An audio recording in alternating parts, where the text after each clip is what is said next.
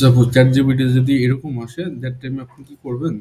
প্রথমত এই যে লগইন না, প্রথমত লগইন অপশনে যাবেন। দেন এখানে ইমেল অ্যাড্রেসের জায়গায় আপনি জাস্ট কন্টিনিউ উইথ গুগল এ যাবেন। যাওয়ার পর যে অ্যাকাউন্ট থেকে আপনি যে মানে অ্যাক্সেস করতে চাইতেছেন সেই অ্যাকাউন্টের উপর জাস্ট ক্লিক করে দেবেন। আমি মনে করেন এটাতে অ্যাক্সেস করতে চাইতেছি। সো আমি এটার উপর জাস্ট ক্লিক করে দেবো। দেখছেন? এই যে অটোমেটিক্যালি চলে আসছে। মানে নরমালি আগে যেরকম কাজ করতেছিলাম সেরকম। আপনি এভাবে লগইন করে যদি লগ আউট হয়ে যায়, এভাবে লগইন করে ChatGPT ইউজ করতে পারবেন। সমস্যা নেই।